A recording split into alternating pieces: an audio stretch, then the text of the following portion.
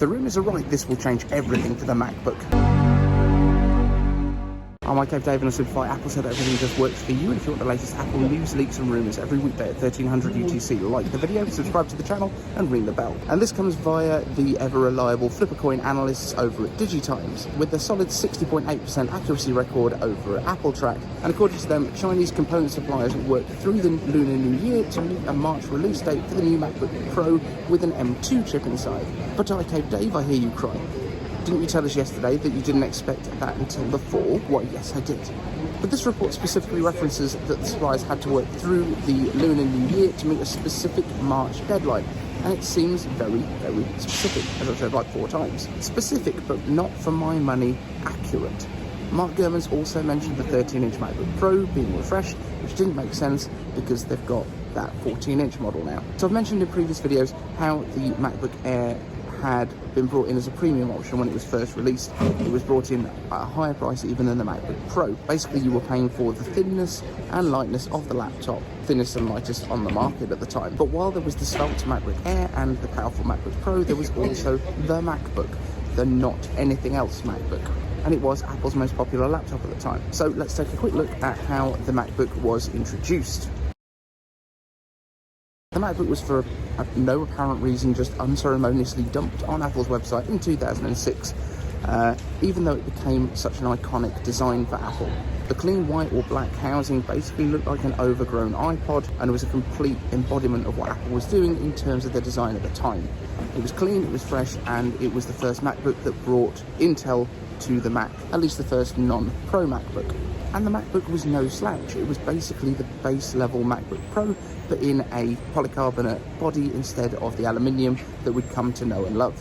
In the words of Luke Miani, essentially a less pretty version of the MacBook Pro for $200 less. So for a lot of people, it was a no-brainer. Let's skip on to 2015, and Apple basically suffered amnesia. They basically forgot what MacBook and Air meant. Apple released the thinnest, lightest laptop yet. The too expensive for its lackluster performance MacBook. Just like the original MacBook Air, which removed the optical drive and basically, for the first time in a mainstream laptop, brought the very limited ports, the MacBook in 2015 went hard. Gone was MagSafe, USB and Thunderbolt ports, and basically everything else bar a single USB-C port for power and connectivity and a headphone jack. And in 2015, the USB-C port was brand new. Basically, nobody had a dongle collection at this point, so nobody could really use it for anything.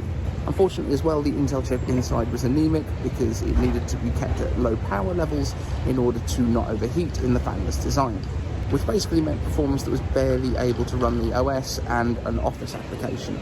Not ideal. And to boot, it introduced the universally loved butterfly keyboard that definitely had no issues whatsoever. And yet, even now, I kind of want one. It was beautiful. So this super thin, underpowered and expensive MacBook should basically have been called the Air. The Air at the time should have become the MacBook, but really what Apple had done was make a base level MacBook Pro that filled the spot of the original MacBook, that had less ports, it had no touch bar, and everything else in the range did. So it wasn't really a MacBook Pro, it was just called that. Now fast forward to today, we've heard rumours that the new MacBook Air will be more expensive than the current design, with a thinner body, with the M2 inside, probably with mini LED displays, although probably not with ProMotion built into them, and that it will sit higher in the range than before. We're also hearing that the 13-inch MacBook Pro could be refreshed with M2 without the touch bar and no mini LED display, probably keeping the same camera. Doesn't sound that pro. Are you getting it? Perhaps this is actually going to be a realignment of the range to, like the iPad, start with the iPad Nothing, the MacBook Nothing, then go up to the iPad Air or the MacBook Air, and then up to the MacBook Pro, iPad Pro. We already know that Apple has the tooling for making a MacBook Pro 13-inch without the touch bar, because that's what they did as the entry level in the past. They eliminated it, but I'm guessing that tooling still exists. So it'll keep the display, which is pretty gorgeous anyway.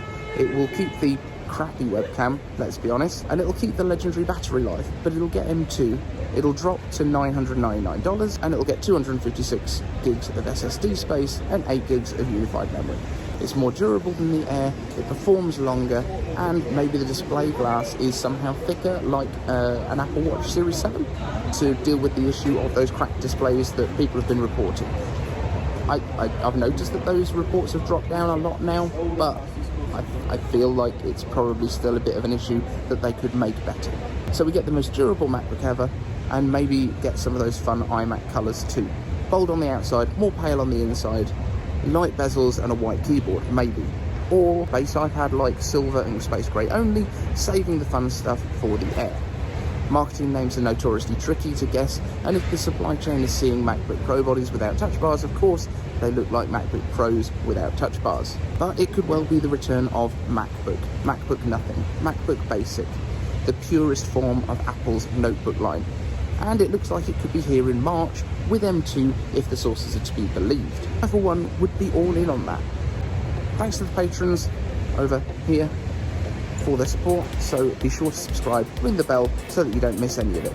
I've been iCave Dave, thanks so much for watching.